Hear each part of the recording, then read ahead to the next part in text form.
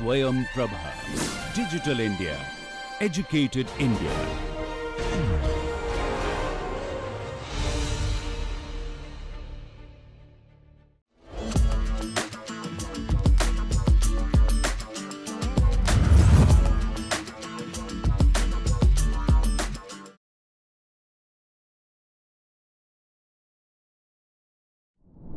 So first and foremost, I'd like to bring into your awareness few of the terminologies and the importance of these terminologies of the Indian knowledge systems.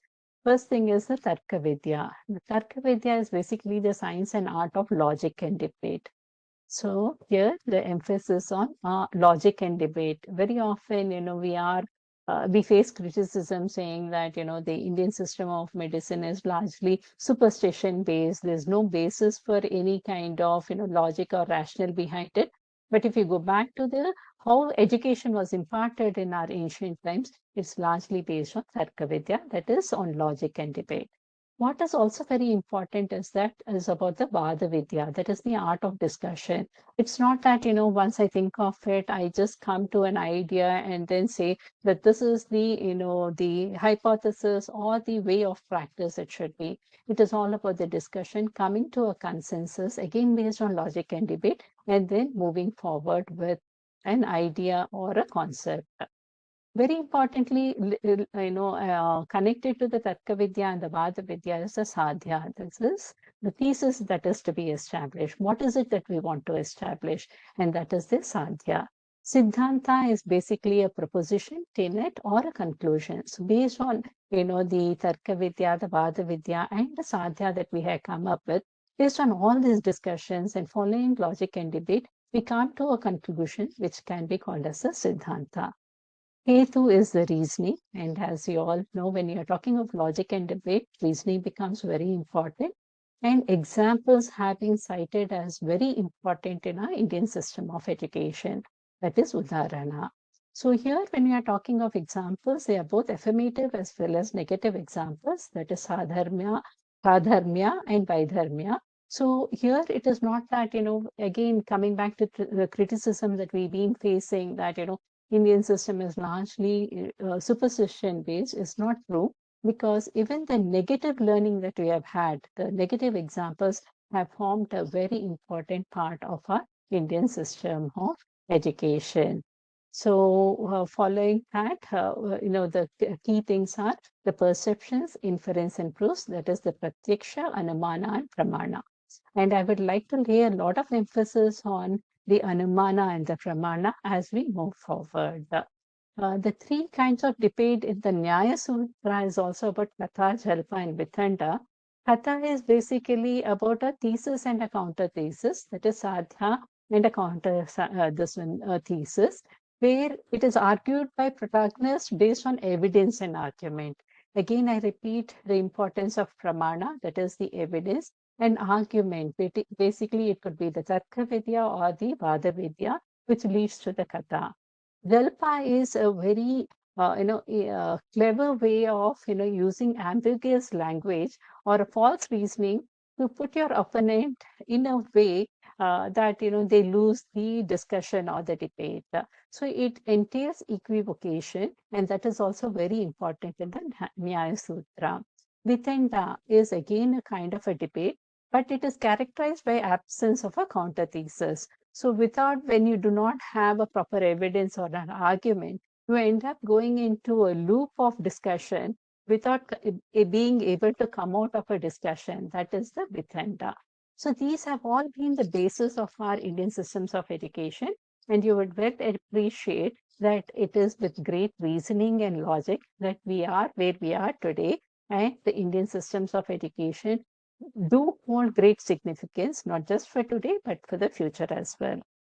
Today, we are all being talked about interdisciplinary, education, where everything needs to be taught, at least, a few different subjects. If you go to the Jataka tales, there are 64 kalas, that is arts and crafts taught to the students. And this includes music, dance, sculpture, even trades that include agricultural sciences, metallurgy, armor making, architecture, carpentry, shipbuilding. rope making, and many others. So interdisciplinary education has been a very important part of our Indian system of education. Moving forward, I'd again want to draw to your attention the Nyaya Pramana Shastra, that is the science of correct knowledge. So again, going back to the ancient system of education, the science of correct knowledge was always given due importance, and this is based on 4 conditions, that is the subject or pramatra, the object or the prameya, the cognition or the pramiti, and the nature of the knowledge or the pramana. So the 4 pramanas for acquiring correct knowledge is pratyaksha, that is direct perception, anumana, that is inference, upamana or analogy, shraddha or verbal testimony. So the logic, reasoning, the argumentation in terms of, the logic and reasoning and the evidence, including examples, have been a very important aspect of our Indian system of education. Even if I have to talk about the Indian systems of medicine, which TKDL is focused on, Charaka Samhita uses logic in medicine. And it says that, use of logic in medicine is as essential as in other subjects. Even Shushruta tells about the importance of interdisciplinary research, wherein he says a physician cannot become a physician by learning only one science. So for learning Ayurveda, he also needs to know about the plants and various other disciplines. And only when he learns all these things, he will be well versed as a physician. And that is what is the importance of not only logic, but also the interdisciplinary approach in our system of education. In today's context, if I look at Wikipedia, I know it's not the best source of information, but it is an important source of information in today's context because, when we don't know something, first thing that we do is internet search, and Wikipedia comes the first result. So if I look at the academic fields and the disciplines and subjects, we have natural sciences, which covers biology, chemistry, earth sciences, physics, space sciences, including astronomy. And then we have humanities and social sciences, which covers a whole range of, subject areas, starting from anthropology to sociology. If you're talking of professional and applied sciences, again, starting from agriculture to transportation, there's a whole range of subjects and disciplines. And then the formal sciences have somehow, though appearing to be interdisciplinary, is focused more on computer sciences, logic, mathematics, and system sciences. So this is the way the academic disciplines have been, kind of categorized. And, when we are talking of interdisciplinary science, today we feel very happy that we know more than 2 subject areas, and that is lastly, when you consider the Indian system of medicine is more like, kind of perhaps touching upon what we had already known, but giving it a, kind of an importance which is rather very superficial. I'll move quickly on to the subject areas of research and where Indian systems traditional knowledge had a very important say in kind of projecting or taking the world to different levels of understanding as well as implementation. You must have all heard about Shushruta and as well as Charaka as great physicians from Ayurveda. I'll give you one another example of Jivaka, who was a physician to Lord Buddha. So Jivaka had been, I think there are some people who's been saying that I'm not audible. Am I audible?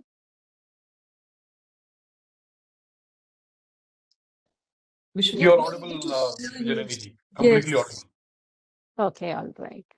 Then I So- request the other Aviralji and all, could you please check your own thing or log in again? All right. Quite a few people are saying not audible. Yeah, that is why I thought, maybe I should stop. But we are able to hear you. I think the rest are able.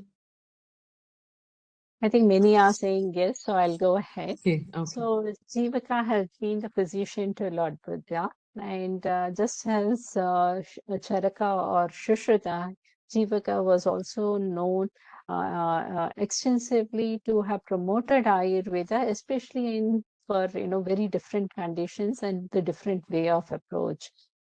He was the physician who brought in nasyas for headaches. Nasya is basically the intervention that is put in the nostrils, so as to bring in intervention that can be therapeutic for either headaches or even other brain-related disorders. Yeah, considering that he was, he was during the Buddha, he existed during the Lord Buddha period. King Bimbisara's story becomes very important. So here, King Bimbisara was, known to have bleeding hemorrhoids of fistula. So all that Jivaka had done was he put medicine under the nails and used medicated ointments and cured Bimbisara of the hemorrhoids. Another very important story is when Jivaka was traveling, he met with a business person, and the business person was complaining of, his wife having frequent headaches. And not knowing what the reason was, they had taken a lot of medication, but the wife did not get cured of the headaches. So Jivaka looked at the wife, and then he realized that it was not related to any kind of neurological disorder, but they were worms in the brain. So Jivaka was known to perform the first brain surgery. He removed 2 large worms from the brain and cured the patient of the headaches and the subsequent problems related to the existence of worms in the brains. The other very important the intervention that was brought in by Jivaka was for King Pradyod, who was known to have Pandu disease, that is, it is pernicious anemia. So this king was allergic to ghee. He did not like the taste of ghee at all. But the only way pernicious anemia can be cured is by giving the rasa, that is kashaya rasa, along with ghee. So what the story, as the story goes, Jivaka gave the intervention of the Kashaya Rasa with ghee to King Pradyod without telling him that there was ghee in that particular intervention, and ran away from the kingdom so as to save his life, because kings were known to be very ruthless when it comes to taking care of when there was anything that was not to his taste. So this was, the very important interventions from the Jivaka, the physician to Lord Buddha. Jivaka's story does not stop here. Jivaka was also known to be a great physician to Lord Buddha. So as every one of you know, Lord Buddha would travel extensively to kind of put in to kind of teach the disciplines, especially the compassion and the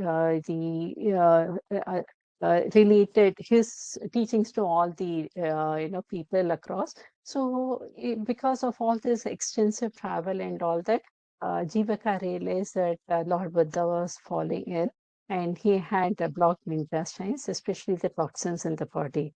But being Lord Buddha, Jivaka would not be able to give a lot of medications to him. So all he did was that he used a handful of lotuses wherein he had kept the the herbal medication on the lotuses, and he requested Lord Buddha to have this mild purgation by just smelling, the essence, inhaling the lotuses, and taking in the herbal medication from that. Using this mild purgation methods, Lord Buddha was cured of, this blocked intestines, and as well as the toxins were removed from his body. In the context of Ayurveda, okay, continuing with the stories of Ayurveda, the versatility of the Ayurveda lies in the fact that, even if you talk of one single herb, it can be used for multiple disorders. And that is the case that you see here on this particular slide, where amalaki, that is amla, can be used either as a fresh fruit or as a dried fruit.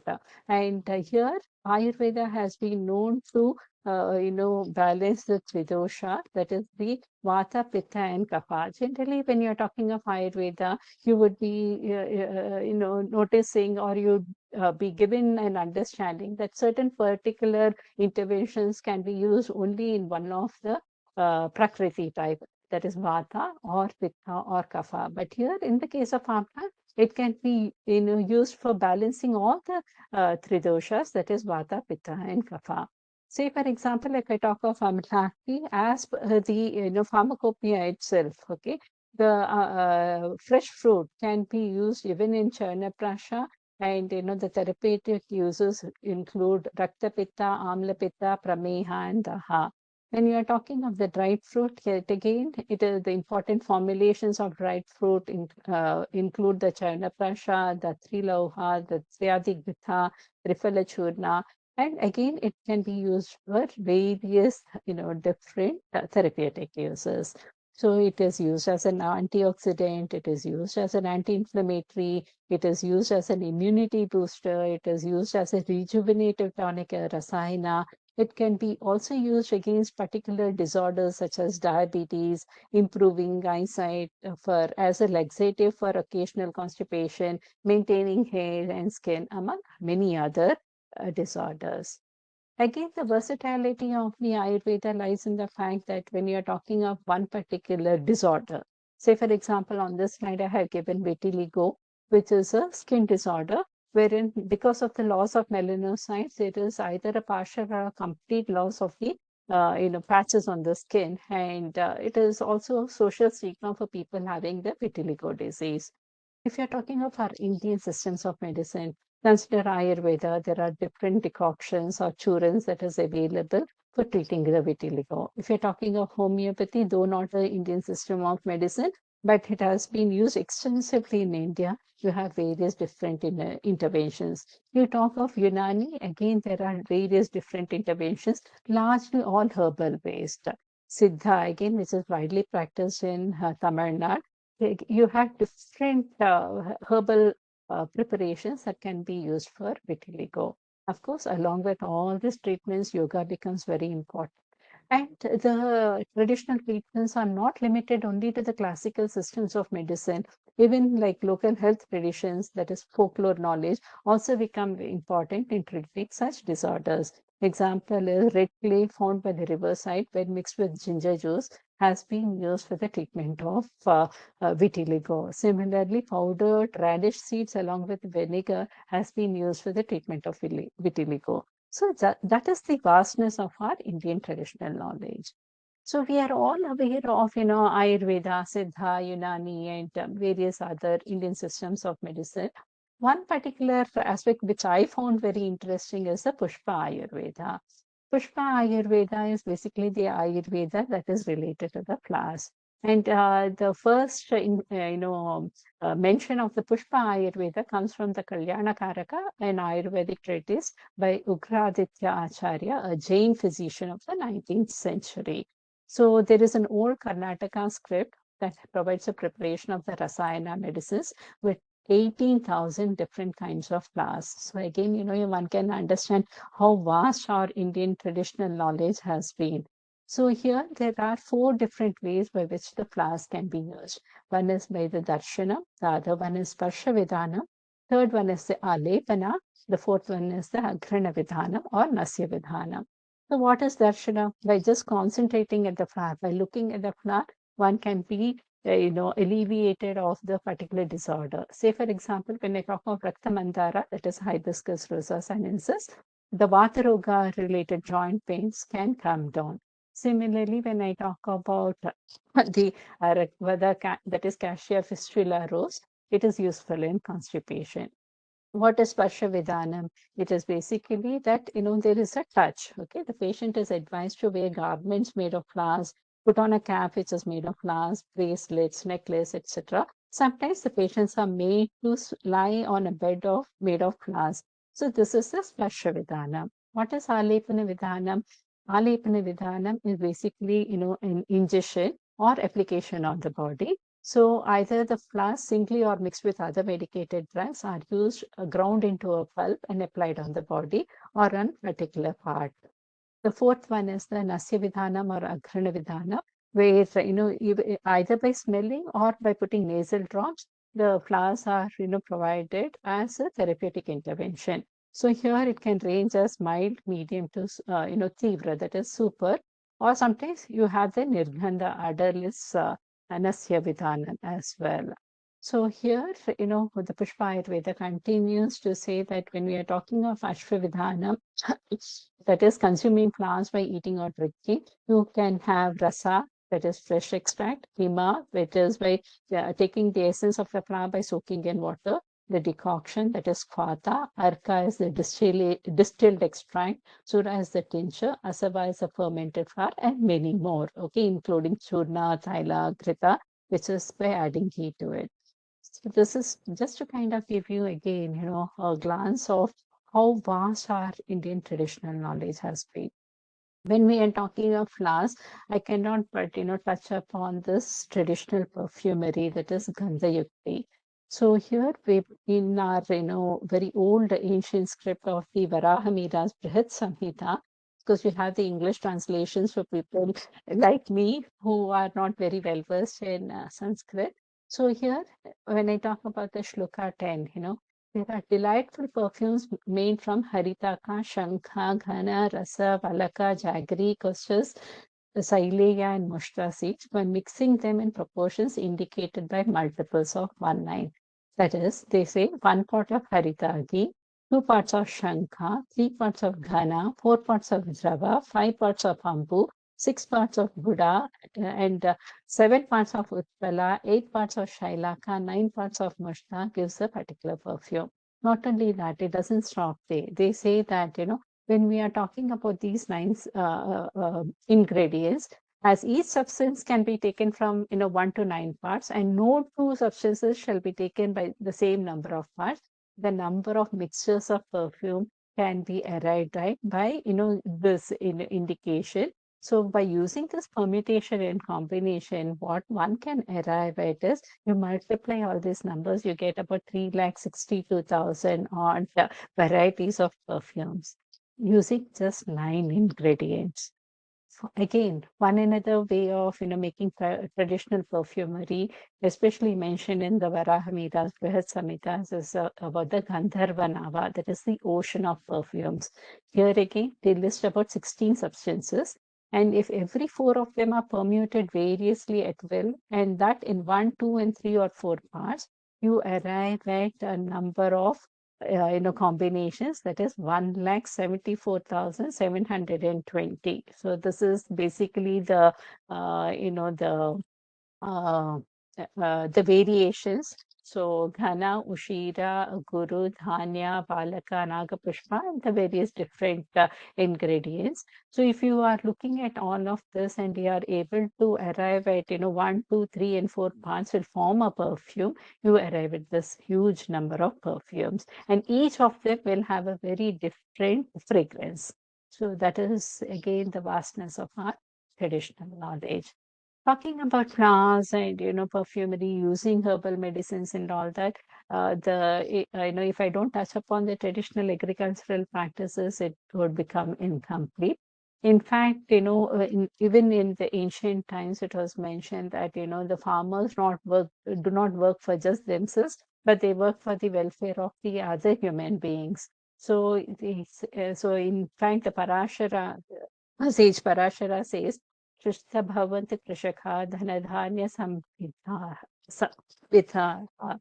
May the farmers be happy, healthy, and wealthy. So there are huge number of books, like how I had mentioned about Shushruta Samhita, Charaka Samhita, in agriculture also. Some of them include Krishi Parashara, Kautilya Arthashastra, Brihat Samhita, Patanjali Mahapasha, Keladi Basavarajas, Ratnakara, Shukracharya, Shukraniti, and many more. And not only that, when we are talking of traditional knowledge, you also know that our traditional knowledge is so vast. It's not just the codified knowledge, that is texts like this that are basis of our traditional knowledge.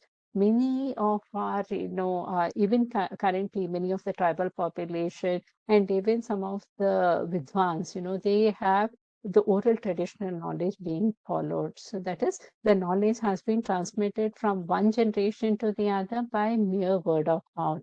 So what the Indian Council of Agricultural Research, ICAR, had done is that they have made an inventory of all the oral indigenous knowledge that has been being practiced in agriculture by farmers and similar communities. So they have made 7 volumes of such books. Not only did they document such information, we've also gone ahead and validated these Indian knowledge, technical knowledge at various centers. For example, out of the, one of the books contains information about 38 validated ITKs related to agriculture. Of the 38, 23 have been validated cross sector, that at least in more than 2 or 3 locations, whereas 15 have been single center experiments. So they have proven that our Indian traditional knowledge is valid and is important as we move forward towards co-optation and as well as using our native traditional knowledge. Sometimes integration also becomes very important. The vastness of our traditional knowledge in agriculture can also be seen from books like Vrikshayur Veda or even Varahamira's Brihat Samhita. Say, for example, when I talk about hard seed germination, say, for example, if I talk of tamarind or any other seed having a very hard pericarp, okay, and it cannot be germinated easily. What they say is that you can grow an excellent creeper having these kind of seeds with hard pericarp if you feed, if it is fed with water mixed with Triphala. Triphala is basically a combination of 3 roots, Terminalia chebula, Terminalia bellerica, and Philanthus umbilica, and sesame seeds, barley, and black gram, and it's then soaked with turmeric. So when you use this combination, even seeds with hard pericarp can germinate. So this is from Vrikshayur Veda. And a very important aspect, at least to me, coming from a modern science background, I was, pretty impressed to know from Varahamira's Brihat Samhita that even way back in those days, they had been able to carry trees from one to the other by grafting technology. Whereas I believe grafting is a very new advancement in agriculture, starting with the Industrial Revolution of the recent time. So here in Brihat Samhita, it says trees can be taken to other countries and grafted on others if they are smeared from root to the stem with ghee, antapagon, sesame, honey, vidanga, milk, and cow dung. So you can, well appreciate how vast and important our Indian traditional knowledge is. Moving forward, I gave you an example, right? That our Indian traditional knowledge is not limited only to the classical text. It is also related to the oral traditional knowledge, that is the veterinary science, tribal knowledge related to veterinary science and animal husbandry. This is again from one of the books from the ICAR. So, for example, the foot and mouth disease is a highly prevalent disease in cattle. And typically what they do is that they give the modern conventional therapy of Baxibet regularly these days. But if you go back to our traditional, method, especially from a from the tribal farmers of Navapada district in Orissa, what they do is that they, treat the foot and mouth disease in cattle by applying harida and beheda powder along with water. So what do? They use 500 grams each of harida and beheda powder. They mix it with 2.5 liters of water. And after boiling it, they apply this medication twice a day. So what ICR had done is that, they have taken about, 5 different groups.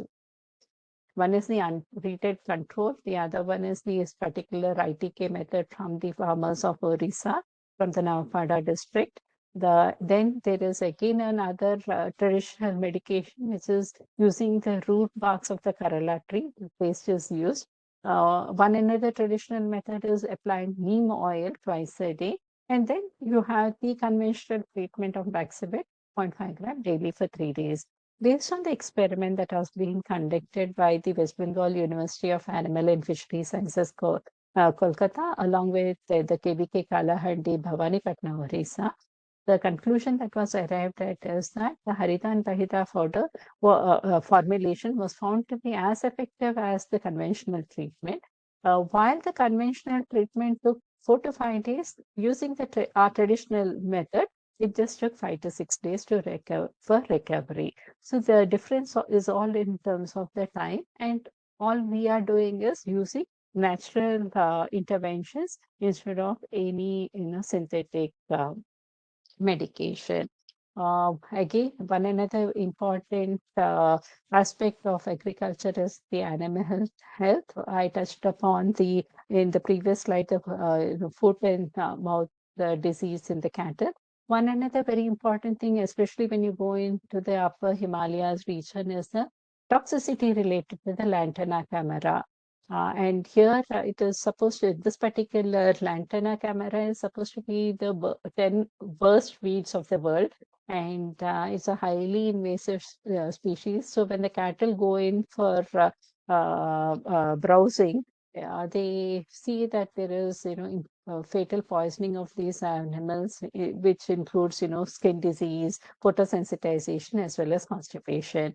So the local interventions are that they drench the animals with sour lassi, and also sometimes the lassi is to the lassi they add mustard oil and amla, and this is the way the cattle are treated.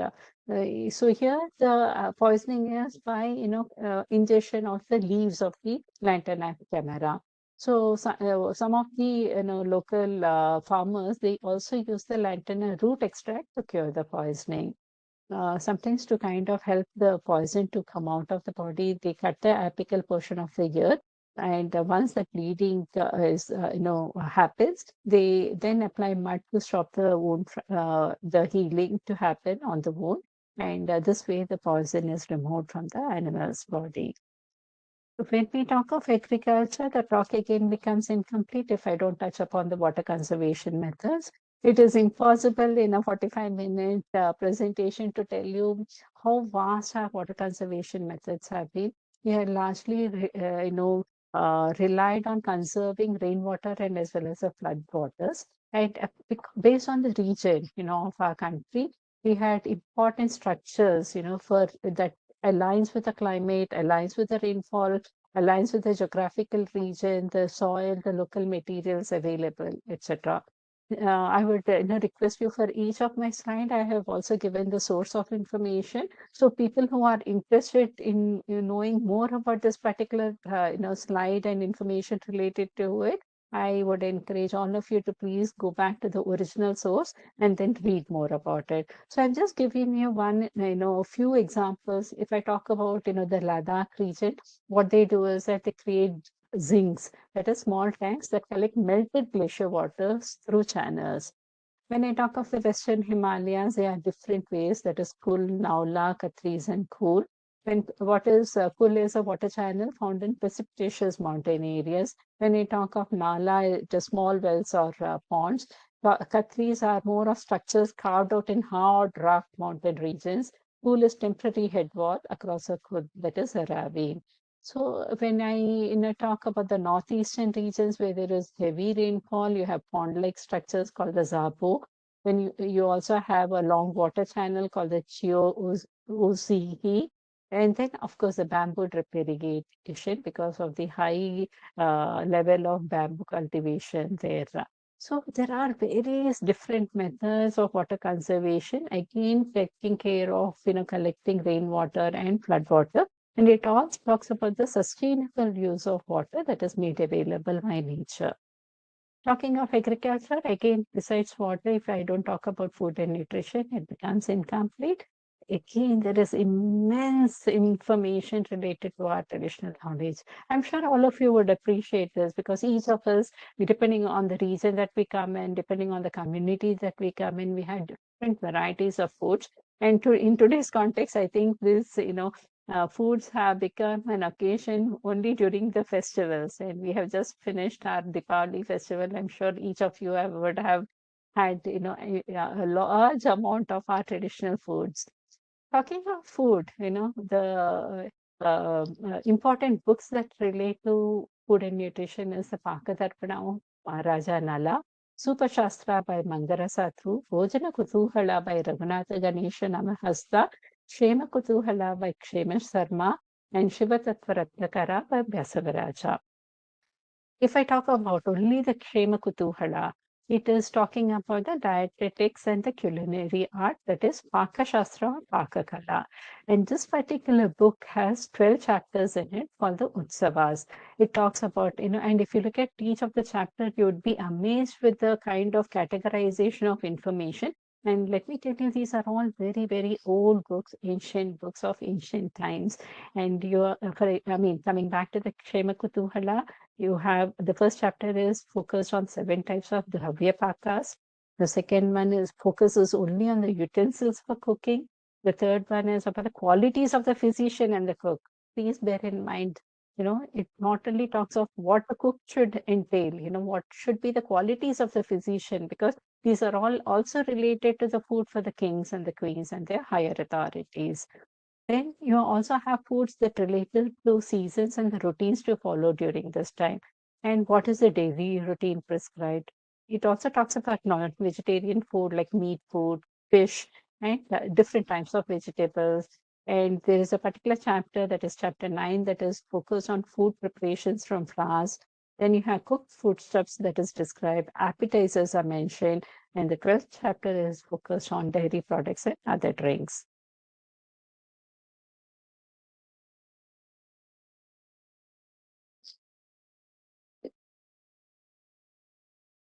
And just to give you an example, when I talk of Pakadarpanam, there is an example of how the soup is made, that is dal is made. And it is not a simple dal like, what we are talking to here. Many of these, the food preparations that have been mentioned is not mentioned only for the kind of giving the food nutrition, but also in the context of, alleviation of diseases as well. So here, when I talk about this dal that is mentioned in the Pakadarpana, it tells about, ingredients such as kuriti, urad, batwas, arhar, तथा चना दाल आदि को soup के अच्छी तरह साफ करें और पाचक भूसी रहित मूंग आदि से दाल को समान भाग जल के साथ बटोले में पकावे. So it tells you how the details is given, how to cook each of it. Okay. And then after telling, what is to be done, even for the fragrance, उसमें सुगंध लाने के लिए पुनः उचित मात्रा में हींग छोड़ दें. So it also talks about, fragrance of the food. Okay. And then after all this, it also talks about using karpur and various other sugandhat pushpon se. And then it says that this particular food is, Swadish for even for a Raja, for a king also. Okay, so that is the kind of context in which such foods are prepared. Another very important example is about, Kushna Kuriti Ras Bharane Ka Vidhi. And here it talks about this Kushna Kuriti Ras, wherein it talks about marich, that is pepper, lasun, hing, chitraktaka, sindha, namak ko. So it has been, we talked about sindha namak has been used even in our ancient times. And here what it says is that this particular preparation is good for Vat Vikar ko dur karta hai, कफ विकार को जीत लेता है तथा वात रोग को शोषण करता है. So you can understand the food that we eat has an effect in terms of our prakriti, and this particular food has been known to be important for the three doshas. I talked about the importance of utensils and also the eating format. So here, this particular example that I'm giving here is not from an ancient source, because I couldn't get the original, reference to the original classical text related to food and nutrition. But here there is an important article in the Journal of Ethnic Foods. And the reason why I'm also mentioning about the references is that we need not believe that, all our traditional knowledge is available only in our traditional texts. Sometimes it's available in the form of such articles and papers. So we need to, kind of keep our eyes open for any information that relates to our traditional knowledge in the area of our interest. Say, for example, so I did talk about the utensils, right? I talked about, in the particular Paka Darpanam, the second chapter is on the utensils for cooking. So this particular article talks about all the utensils, how it could be stone based, it could be copper based, it could be brass based, it could be iron based, or it could be any other material. But when we are talking of eating formats, each of us, depending on the region where we come from, the eating habits also become very important. If I talk about the South, largely we eat on a plantain leaf, okay? And this particular eating on a plantain leaf not only, is cordial and all that, it also stimulates the digestive power. It is useful when we are tired and also have gout. When I talk of the bastard teak leaf, that is Butia monospora leaf, that is the Polish leaf, it alleviates vata and kapha, and it also treats ascites and abdominal tumor, kills dyspnea. When I talk about the castor bean leaf, that is Ricinus communis, it alleviates vata and kapha, it kills worms, it treats fevers, and it is also beneficial for the eyes and digestion. There are many other examples that I have given here. So each of the format on which we have eaten, okay, also adds to a particular wellness or health conditions. And of course, in today's context, using a plate is also useful because it's more about, sustaining and use of water while being, conscious on the reusability and also the environment. So talking of plates, heating and all that, metallurgy again becomes very important. I'm sure all of you know because in many places one would not have missed the Qutub Minar or many other important areas where our metallurgical tools held still. One very important example is about the wood shield. So many of you might have heard about the story of Damascus Ford and how the wood shield became the basis for the Damascus Ford. And in today's context, all of us are very, happy about thinking of this carbon steels, high carbon, ultra high carbon steels. Okay, this wood steel of our ancient times is an example, a classical example of high grade ultra high carbon steel. And this was produced by the crucible processes in South India. So the preparation is that, first you prepare porous iron, you hammer it while it is very hot to release the slag. Then you break it up and seal it with wooden chips. So that is the basis by which the carbon gets into the steel. And so in a clay container, this is all done. Then by heating it until the pieces of iron absorb the carbon from the wood and is melted, the steel thus produced will have a uniform composition. And this wood steel is known to have carbon content of 1 to 1.6%.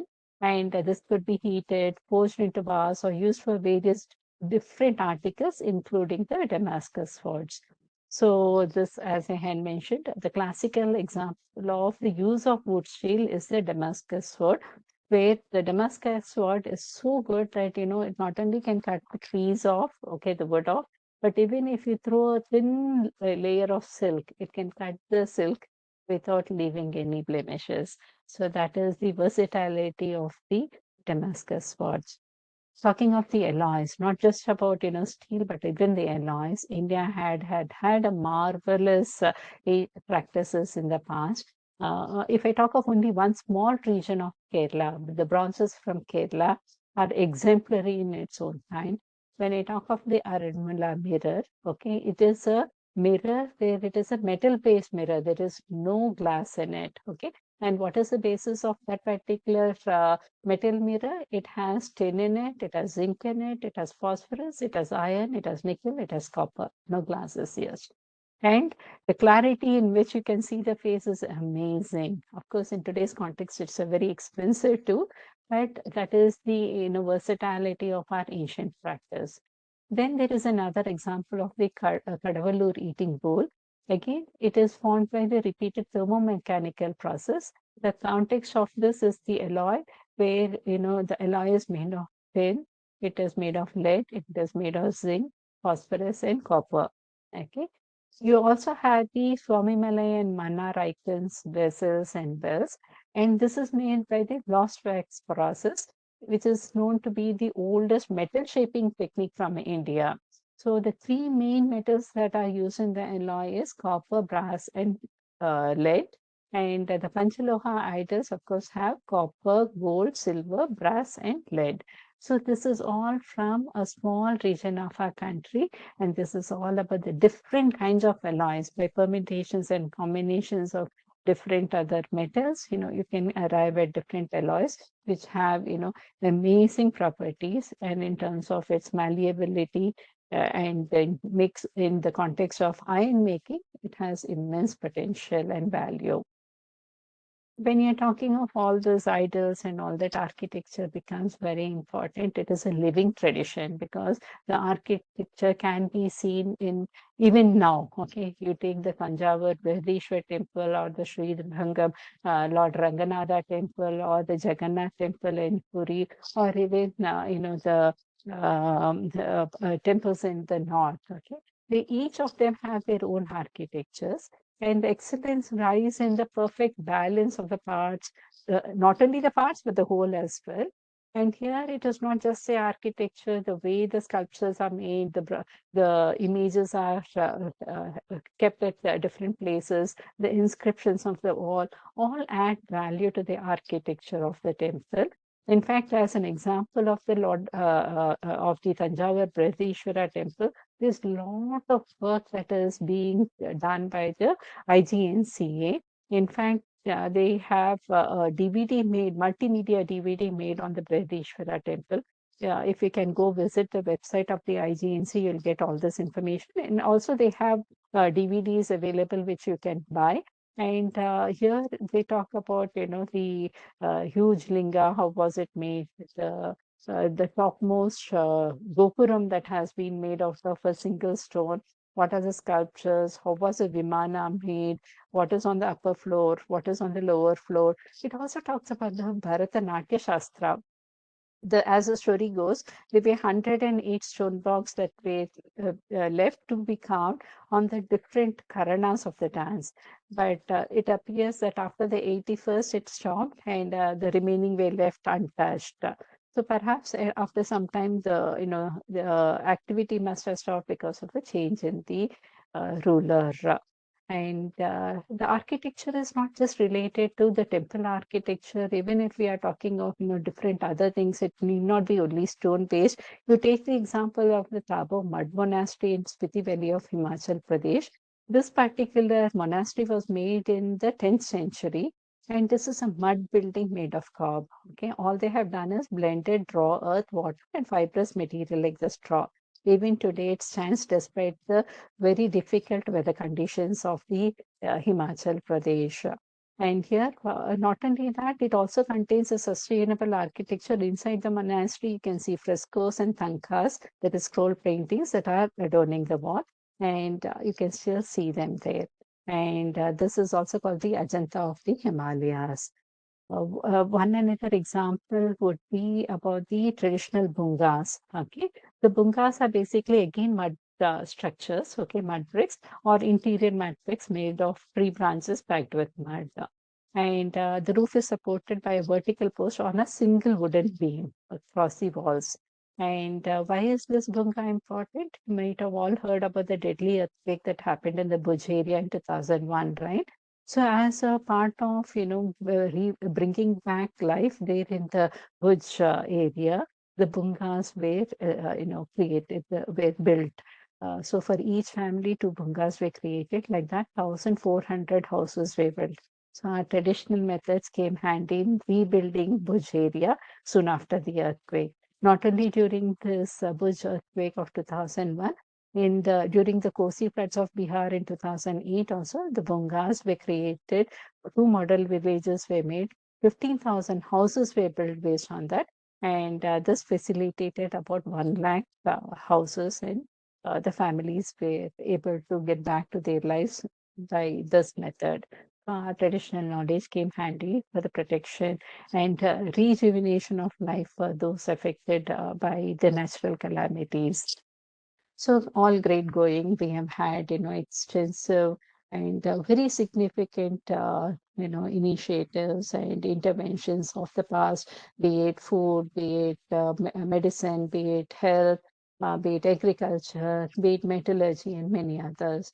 But what is most important for us is also the language, the ability to communicate. India is known to be very diverse, and despite the diversity, of course, we are unique and important as well. And there are various languages. As per a document by Adrija Raichadri, there's about 600 potentially endangered languages in India. So the number of languages will be much, much more. And what very rightly Ganesh Devi says is that each dead language takes away a culture system from us. It's very true. Taking cognizance of it, the Ministry of Tribal Affairs has initiated to identify and list endangered tribal languages to preserve and promote the same. So what they have done is that the Ministry of Tribal Affairs, along with support by the state governments, identified 82 language primers from Tripura, Orissa, Maharashtra, Madhya Pradesh, Kerala, Chhattisgarh, Jharkhand, Telangana, and West Bengal. You can, look at all the languages that are being covered. So this is to kind of preserve the languages and help capacity building in these languages as well. So people who are from, the languages background can have a look into this and promote IKS to rejuvenate these languages. Art and culture. Similar to languages, there are different art forms across the country, and 52 of them have been identified, as art form that needs to be protected from disappearance. Some of them include the Ipan art, Assamese miniature painting, the Kurumba painting, the Kerala mural painting, the Nirmal painting, the Patachitra painting from Orissa, and as well as West Bengal, the Pichwai painting, Tanjore glass painting, and many others. So again, there are a lot of efforts going on in this direction as well. It's not just our traditional knowledge that is very important, even the cultural expressions become very important. For example, if I talk of performing arts, the dance, music, and theater, they were not just dance forms for, kind of entertainment. They had been used as means for communicating. And this communication can also cover societal themes such as, human rights, health, environment, literacy, family planning, and many more. For example, the Yakshagana from Karnataka has been used as a case study wherein the folk theatre form was used for conveying environmental consciousness. Similarly, Bharatanatyam is being used not only as a reflection of the past, but also as a societal, theme to kind of talk about matters that, it could be about women empowerment or social harmony or many other things. The Indian classical music therapy has been used in many different forms, including mental disorders. So these are all, kind of only examples and glimpses to say that our Indian traditional knowledge is vast and diverse, and it can be used in various different connotations and as well as context to kind of help upon not only the societal aspects, but also in terms of the economic development. Kind of summarize my talk. I think I took a very long time, but this was necessary to say that, our traditional knowledge is very vast, it's very diverse, and it spans very several domains. The two major forms is a codified form, that is the classical text that I have mentioned. The classical text or the codified form could include manuscripts and scriptures and paintings as well.